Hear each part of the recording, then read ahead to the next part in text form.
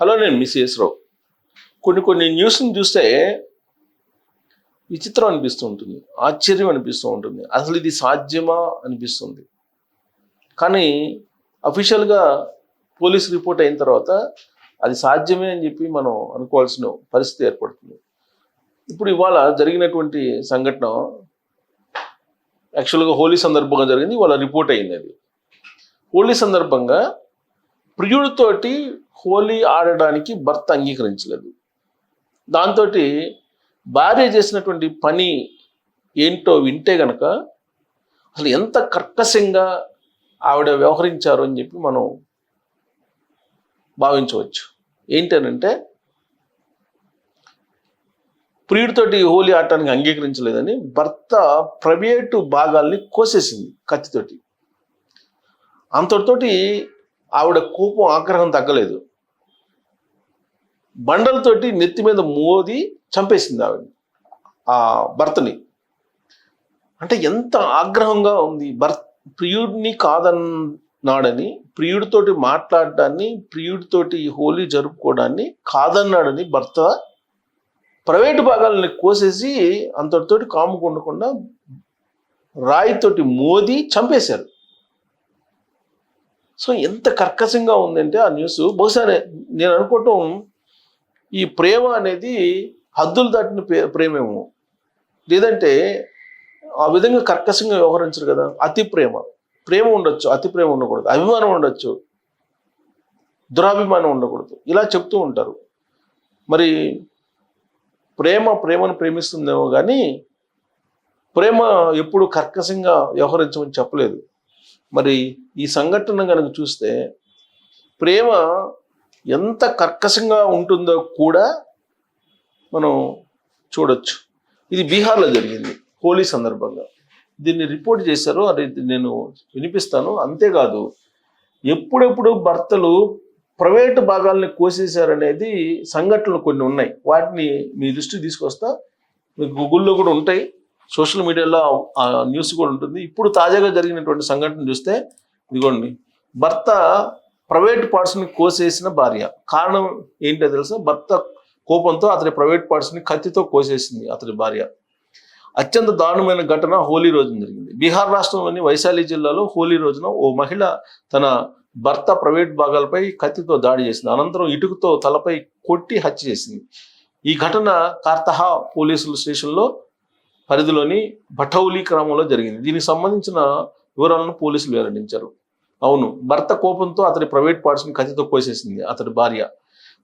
అక్కడికి ఆమె ఆగ్రహం చల్లారలేదేమో కానీ ఆ బాధతో విలువెల్లాడుతున్న భర్తను ఇటుకతో తలపై కొట్టి హత్య చేసింది. పోలీసులు తెలిపిన వివరాల ప్రకారం మిథిలేష్ పాస్వాన్ 35 సంవత్సరాలు అతని వయసు.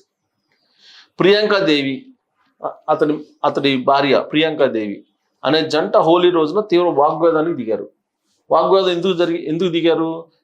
ప్రియాంక తన ప్రేమికుడితో మాట్లాడుతుండగా మిథిలేష్ అభ్యంతరం వ్యక్తం చేశాడు. దాంతో వివాదం వాళ్ళిద్దరి మధ్య జరిగింది. ఈ సమయంలో ఇద్దరి మధ్య వాగ్వాదం మరింత తీవ్రమైంది. దాంతో ప్రియాంక కోపంతో కత్తి తీసుకుని మిథిలేష్పై దాడి చేసింది. అనంతరం అతని రెండు కాళ్ళ మధ్య పొడిచింది ప్రైవేట్ పార్ట్స్లో. అనంతరం ఇటుకతో తలపై కొట్టింది. దీంతో మిథిలేష్ను హుటాహుటిన స్థానిక ఆసుపత్రికి తరలించారు. అయితే అప్పటికే అతను మృతి చెందినట్లు వైద్యులు ప్రకటించారు. సమాచారం అందుకున్న పోలీసులు ప్రియాంకను అరెస్ట్ చేశారు. అనంతరం మిథిలేష్ మృతదేహాన్ని పోస్ట్మార్టానికి పంపించారు. సో ఇదంతా కూడా మానవ సంబంధాలు ఎటువైపు వెళ్తున్నాయి అనడానికి ఇదొక సంఘటన, ఉదాహరణ. ఇక ఇలాంటివి చూస్తే కనుక ఇక్కడ చూడండి, 2024 నవంబర్ 2లో జరిగింది. ఇదేమో ఇప్పుడు తాజాగా జరిగింది, నేను చూపించింది 2024 అంటే గత ఏడాది నవంబర్లో జరిగింది. ఇది చూద్దాం. భర్తను చంపి పారిపోయిన భార్య ఘటన ఇది. సో ఈ ఘటన ఏంటనేది చూద్దాం. భార్య ఘటన గురించి మర్చిపోకముందే దేశ రాజధాని ఢిల్లీలో జరిగిందండి. మరో దారుణమైన ఘటన. ఓ భార్య తన భర్త ప్రైవేటు పార్ట్ కోసి ఇంటి నుంచి పరారు అయిపోయిందంట. ఇది ఢిల్లీలో రూప్ నగర్లో జరిగింది. పోలీసులు చెప్తున్న దాని ప్రకారం నవంబర్ 1 గత ఏడాది ఒక వ్యక్తి ఫోన్ చేస్తే భార్య తన ప్రైవేట్ పార్ట్ని కోసి పరారైందని చెప్పి అప్పుడు వాళ్ళు అలర్ట్ అయ్యి వెళ్ళారు. వెళ్తే పోలీసులకి వివరాలు ఏంటంటే రక్తం మడుగులో అతను పడి ఉన్నాడని చెప్పి తెలుసుకున్నారు. వెంటనే అక్కడ ఆసుపత్రికి తరలించారు, చికిత్స అందిస్తున్నారు. కాగా ప్రస్తుతం అతని పరిస్థితి బాగానే ఉందని, బాధితుడు కోలుకోగానే అతని రాతపూర్వక ఫిర్యాదును స్వీకరించి అది తీసుకుంటామని చెప్పారు. అంటే ఎందుకు కోసింది అని అంటే ఇద్దరి మధ్య గొడవలు ఉన్నాయంట. ఎందుకు గొడవలు ఉన్నాయనంటే ఈ ఢిల్లీలో ద్వారకా జిల్లాలో ఓ మహిళ ఏకంగా తన భర్తను చంపి ఇంట్లో శవాన్ని దాచి ఇంటికి తాళం వేసి పారిపోయింది. ఆగస్టు 20న చుట్టుపక్కల వాళ్ళు పోలీసులు కాల్ చేసి మూసి ఉన్న ఇంట్లో నుంచి దారుణమైన దుర్వాసన వస్తుందని చెప్పడంతో ఈ హత్యోదం వచ్చింది. ఇది దీని వెనక ఉన్నటువంటి కథ. ఇది ఒక సంఘటన. ఇక ఇలాంటి సంఘటనలు చాలా ఉన్నాయి. ఇలాంటి సంఘటనలు నీకు చాలా భర్తలను ప్రైవేట్ పార్ట్స్ని కోసేసి దారుణంగా కర్కశంగా వ్యవహరించినటువంటి సంఘటనలు చాలా ఉన్నాయి అని చెప్పేసి మనం జస్ట్ భర్త ప్రైవేట్ పార్ట్స్ కోల్చారు అని చెప్పి కనుక కొడితే, భర్త ప్రైవేట్ పార్ట్స్ కోసారు అని చెప్పి మనం గూగుల్లోకి వెళ్ళి కొడితే కనుక అనేక న్యూస్ వస్తున్నాయి అనమాట. అంటే ఎంత కర్కశంగా వీళ్ళు వ్యవహరిస్తున్నారు భార్యలు అంటే. అలా అని చెప్పి మనం ఇదిగోండి ఇక్కడ చూడండి, ఇవన్నీ కూడా ఇల్లీగల్ కాంటాక్ట్స్, ఆల్మోస్ట్ ప్రీడ్ కోసం చేసినవి. ఇవన్నీ కూడా భర్త ప్రైవేట్ పార్ట్స్ను భార్య కట్ చేసిన ఘటన. ఇది ఎప్పుడు అది నిన్న జరిగింది. ఇదేమో 2024 అక్టోబర్లో జరిగింది. ఇదేంది ఇక్కడ అచ్చంపేట, ఇక్కడే మనకి జరిగింది, ఇక్కడే తెలంగాణలో. భర్త నిద్రిస్తుండగా ప్రైవేట్ పార్ట్స్ని కత్తిరించి ఓ భార్య వెళ్ళిపోయింది. నాగర్ కర్నూలు జిల్లా లింగాల మండలంలో చోటు చేసుకుంది అనమాట.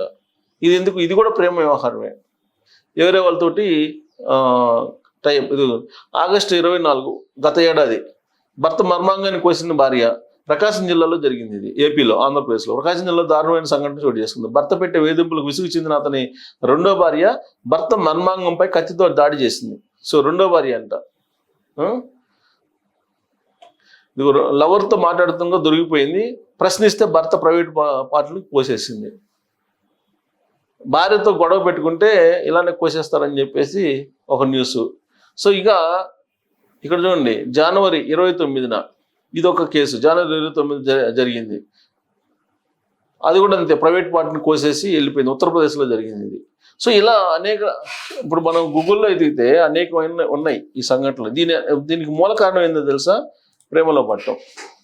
ప్రేమలో పడి ప్రియుడు కోసం వీళ్ళు తాపత్రయపడుతుంటారు. ప్రియుడి తోటి తిరగడానికి భర్త ఇష్టపడాడు. లాస్ట్కి భర్త నిద్రపోయేటప్పుడు ప్రైవేట్ పార్ట్స్ని కోసేయటం, లేదా కత్తి తీసుకుని ఎదురు దాడి చేయటం, ఇలాంటివన్నీ చేస్తున్నటువంటి సంఘటనలు మరి సమాజాన్ని ఎటువైపు తీసుకెళ్తున్నాయి అని చెప్పి మనం క్వశ్చన్ చేసుకోవాలి. అలా అని చెప్పేసి భార్యలు మాత్రమే కాదు, భర్తలు కూడా భార్యల్ని ఉడికించేసి చంపేసి ఆనవాళ్ళు లేకుండా చేసినటువంటి సంఘటన కూడా మనం ఇటీవల చూసాం. అంటే రకరకాల విచిత్రమైనటువంటి నేరాలు చూస్తున్నాం. మరి దీని అంతటికీ కారణం ఏంటి అనే దాని మీద మీరు అభిప్రాయం తెలియజేయచ్చు. Thank you.